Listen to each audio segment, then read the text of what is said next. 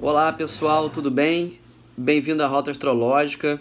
Se você está assistindo esse vídeo é porque nós vamos em breve fazer uma sessão astrológica para a gente poder entender como é que é a dinâmica do seu mapa e poder absorver informações para te ajudar no seu processo de desenvolvimento e de autoconhecimento também.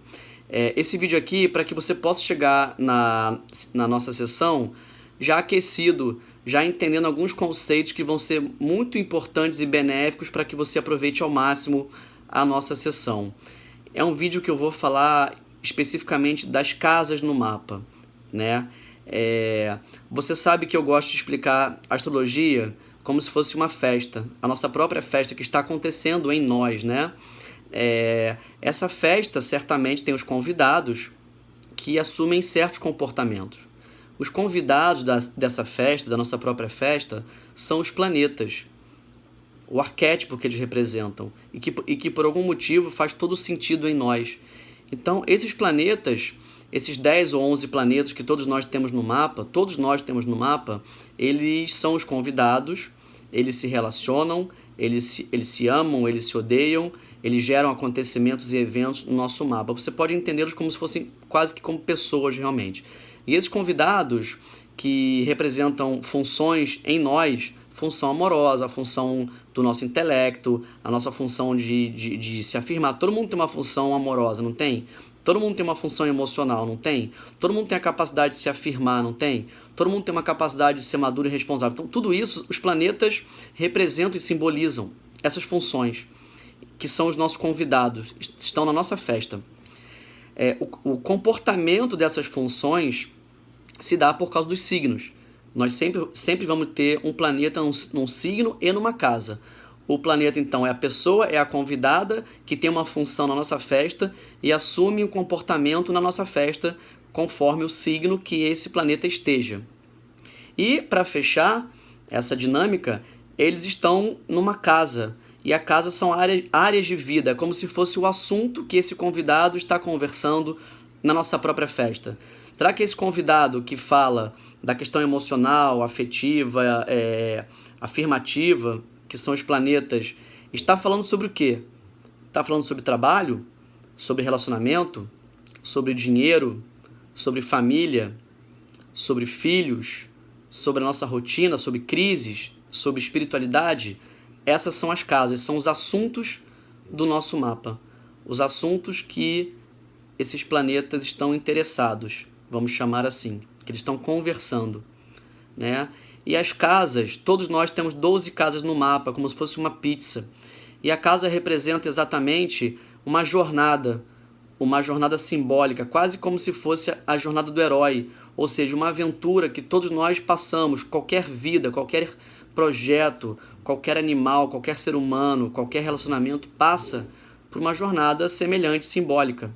E é isso que eu vou explicar para vocês entenderem da casa 1 até a casa 12, o que significa essas áreas, essas circunstâncias de vida, esses assuntos. E aí lá no seu mapa a gente vai entender quais são as casas mais importantes para você, né? Que a sua vida acaba tendo mais direcionamento, né? Por exemplo, a casa onde está o Sol é uma casa muito importante, a casa onde está a Lua é uma casa muito importante, e também outros planetas. E é isso que a gente vai explorar no seu mapa. Mas agora é importante a gente passar um pouco por essa jornada. Da casa 1 até a casa 12 é uma jornada, há uma sequência, há quase que uma lógica, né? Que todos nós passamos e vamos vivenciar. Então, vou começar aqui, pessoal. A casa 1 é a primeira casa, é a casa dos inícios. Tudo tem um início, tudo nasce, tudo começa. A casa 1 fala de como é que a gente inicia as coisas, como é que a gente se apresenta, como é que a gente opera, nosso modus operandi, né? Como é que é o nosso estilo de fazer as coisas, como é que a gente opera para fazer as coisas, como é que a gente se mostra para fazer as coisas.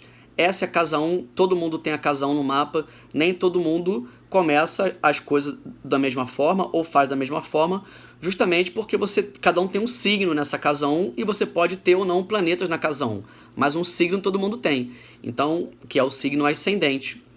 O signo ascendente é o signo que está na casa 1, né? Que vai dizer como é que é o seu comportamento para os inícios, como é que é o seu estilo, como é que você se mostra, né? Então, seguindo aqui, rapidinho, o que é o signo ascendente, pessoal? É o signo que ascendia no horizonte quando você nasceu. Nós temos 24 horas, 12 signos. A cada 2 horas um signo sobe no ascendente. Quando você nasceu, tinha um signo determinado no ascendente. Eu costumo brincar que é quase como a música que estava tocando no Maracanã quando você foi estrear no gramado, né? Tocou aquela música te marca, você se utiliza daquela música para os seus inícios. Isso é o signo ascendente que todos nós temos, que é o que está na casa 1. Então, casa 1 é estilo. A casa 2, nessa jornada de sobrevivência, e eu costumo de contar essa história através de um pintinho. O pintinho na casa 1 quebra a casca do ovo e nasce, sai pra vida, né? Na casa 2, esse pintinho tem que sobreviver. Ele tá numa jornada de sobrevivência, né? Ele tem que viver. E aí, para ele viver, ele tem que reconhecer os recursos que ele tem para essa jornada. Eu sei subir na árvore, eu sei cavar um buraco, eu sei espantar o inimigo, eu sei correr, eu sei chamar a minha mãe para me proteger. Então a casa 2 é a casa onde a gente tem que reconhecer e valorizar qual é o valor que eu dou a mim mesmo, quais são os recursos que eu tenho, quais são os meus talentos, quais são as minhas capacidades. Conforme o signo e também os planetas que estejam nessa casa, a gente consegue entender um pouquinho como é que você faz esse processo de valorização, de aquisição de recurso, como é que você usa, como é que você se capacita, tudo isso é a casa 2. Na casa 3, esse pintinho, após nascer na casa 1 e após reconhecer os seus recursos na casa 2, na casa 3 ele tem que sair para explorar o seu quintal, o seu ambiente mais próximo, para conversar com outros pintinhos, aprender, ensinar, socializar, né? Perguntar como é que o pintinho faz, como é que ele se esconde, como é que ele não se esconde. Então a casa 3 fala dessa dinâmica de aprendizado, com seus irmãos mais próximos e dessa socialização. Na casa 4... nessa jornada do pintinho, ele precisa então agora sentir que é parte de uma família, que ele é parte de uma engrenagem, de uma estrutura, de uma hereditariedade. Então, a explicação mais mundana da casa 4, se você for observar, a casa 4 é a casa mais baixa da mandala, é o que te dá base, é a família, é o que te ancora, é o lar, é a casa, é a sua origem, sua hereditariedade. Esse é o sentido mundano. Num sentido mais filosófico, a gente pode pensar que a casa 4 é quase que o fundo da nossa alma. Quando a gente se liga emocionalmente com aquele projeto que você quis criar na casa 1, com o seu nascimento, com você mesmo, com aquele prédio que você quis construir, iniciar na casa 1, você tem que ter uma ligação emocional com essa obra, com essa relação, com a vida e com você mesmo. Então, esse também é um aspecto importante da casa 4, a questão de se conectar com a sua própria alma, com as suas emoções, né? Sentir essa base. A casa 5, perceba, esse tal pintinho já tem uma mini jornada, ele já nasceu, ele já se capacitou, reconheceu seus recursos, ele já aprendeu, já conversou, já tem uma ligação emocional e familiar na casa 4. Então, na casa 5, ele já está mais à vontade, mais preparado para expressar a sua criação.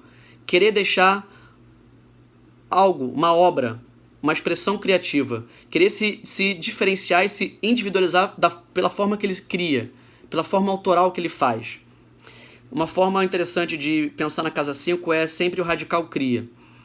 Criação, criatividade. É o que trata a casa 5. Filhos também está nessa casa, porque filhos é uma expressão criativa nossa. Ok?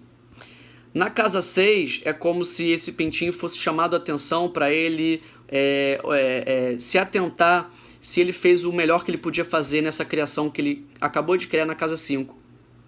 Ou será que ele pode aperfeiçoar essa criação? Será que ele pode criar um método melhor? Será que ele pode criar um sistema melhor? Será que ele pode ter uma rotina de vida que favoreça isso que ele quer criar? Então a casa 6 fala disso: método, rotina, sistema, funcionamento diário, aperfeiçoamento, dia a dia, né? Esses temas todos que são o que a casa 6 representa. É uma casa mais funcional, mais de hábitos diário. E aí chegamos na casa 7, que é uma casa importante porque fala de relacionamento. Da casa 1 até a casa 6, na jornada, era o pintinho com ele mesmo. Na casa 7, é a primeira vez que ele vai ter que se atentar e direcionar o olhar para o outro, para uma companhia, para uma parceria, para uma sociedade, para um casamento, para uma relação com o outro. É quando duas pessoas se unem em prol de um objetivo, né? Então a casa 2 fala dessa questão relacional, conjugal, de sociedade, de parceria e tudo mais. A casa na sequência é a casa 8 e é uma casa também que fala de relacionamento, mas um relacionamento diferente, uma relação mais profunda, uma relação mais intensa. É como se o pintinho na casa 8 ele quisesse fazer um grande mergulho, um mergulho intenso, uma fusão com o outro, né? Quase como ele quisesse transcender as questões através dessa fusão com o outro. Então, inclusive uma fusão sexual. É uma casa que fala, então, desse mergulho, é uma casa que fala de intensidade, é uma casa que fala de sexo, e até por conta desse mergulho corajoso e intenso, esse pintinho tende a encontrar crises, né? O outro vai decepcioná-lo, ele vai decepcionar o outro, ele vai ter que se transformar. Então a casa 8 também fala de crises, perdas e transformação. É uma casa de intensidade. Na casa 9, esse pintinho está saindo de uma crise e ele vai precisar buscar uma compreensão maior das coisas.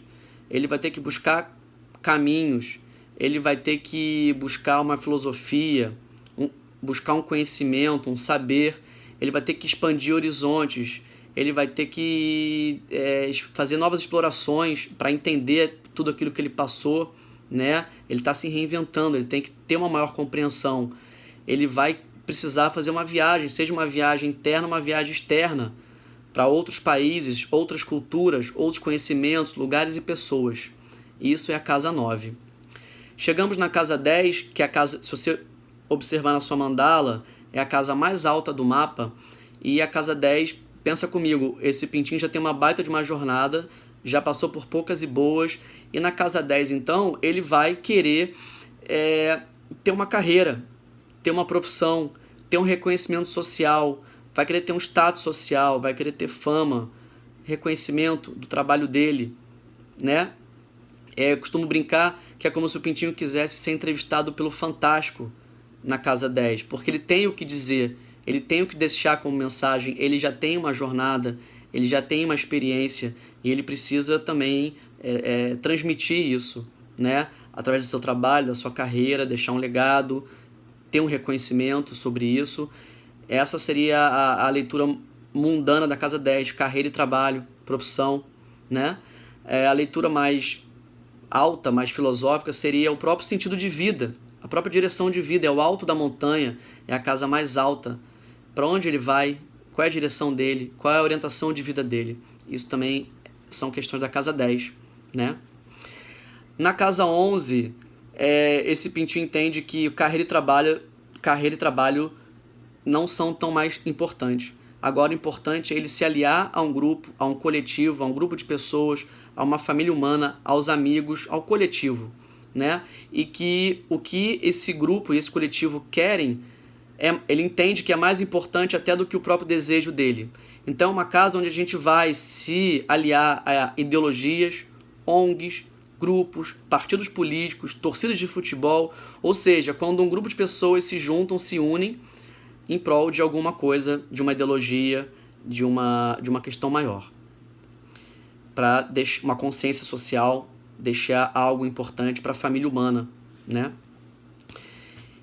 A casa 12 é a última casa da jornada, é o fim da jornada, e esse pintinho vai ter que entender que após ele passar por todo esse processo, ele vai então precisar se render a algo maior, né? Algo inclusive que a gente não explica, que é o próprio fim das coisas, o fim da vida. Voltar para o mundo espiritual, voltar para a casa do Pai. Então a casa 12 tem algo de mistério, tem algo de que a gente não entende, a gente tem que apenas crer, ter fé na espiritualidade, né? No Deus de cada um, né?